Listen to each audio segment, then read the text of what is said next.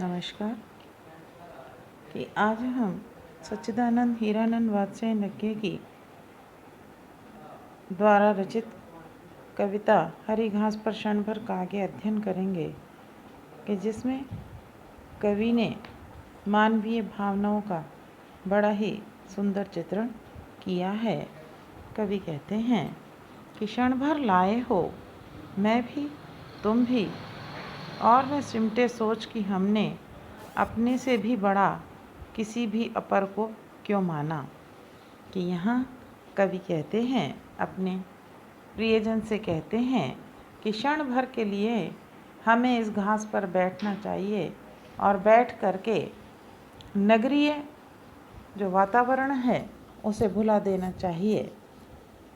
आगे कहते हैं कि क्षण भर के लिए हमें आपस में एक दूसरे से भावनात्मक संबंध जो है वो स्थापित कर लेना चाहिए और हम इस प्रकार से मिल जाना चाहिए कि हमारी जो सोच है उस सोच में हम किसी को न छोटा समझें और न ही किसी को बड़ा। इस प्रकार की मानवीय जो संवेदना है उस संवेदना के आधार पर हम एक हो जाएं और व्यक्तिवादिता को भूलकर हम समष्टिवादी बन जाएं। इस प्रकार की सोच हमें रखनी चाहिए। कि यहाँ कवि ने मानवीय चेतना का बड़ा ही सुंदर चित्रण किया है। आगे कवि कहते हैं कि क्षण भर अनायास हम याद करें तिरती नाव नदी में धूल भरे पथ पर आषाढ़ की भवक झील में साथ तैरना, हंसी अकारण खड़े महावट की छाया में बदन घाम में लाल श्वेत से जमी अलकलट चीड़ों का वन, साथ साथ दुल्की चलते दो घोड़े।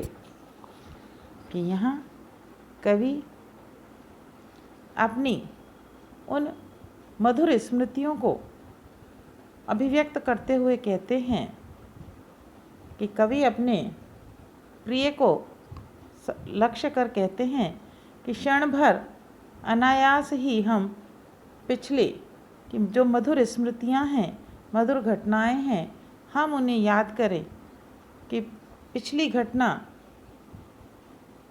में कि हम दोनों नाव में बैठकर नदी में तैरते रहे। आषाढ़ की धूल भरी उमस के कारण वातावरण में एक झील में साथ साथ तैरते रहे। फिर एक बहुत बड़े वट वृक्ष के नीचे छाया में खड़े होकर अकारण हंसते रहे। तेज धूप की तपन से शरीर लाल हो गया और पसीने से बालों की जो लटें हैं, अलक यानी बाल की बालों की जो लटें हैं वह शरीर पर चिपक गई।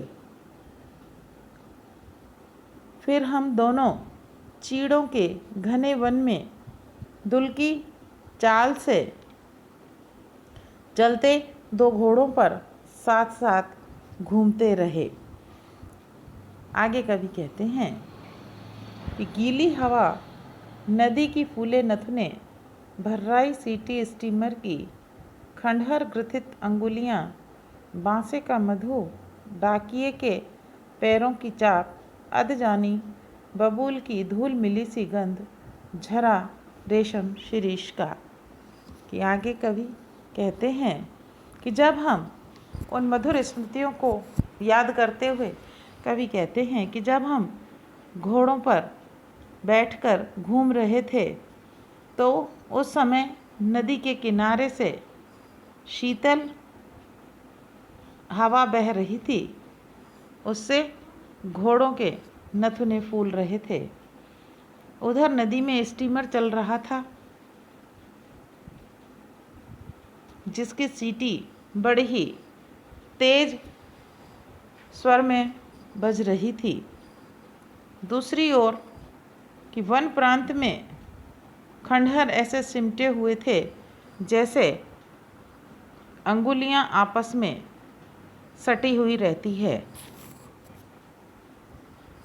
वहाँ पर बाँस का शहद, डाकिये के पैरों की चाप और अधजली बबूल की धूल मिली गंध आ रही थी। कहने का तात्पर्य कि उस समय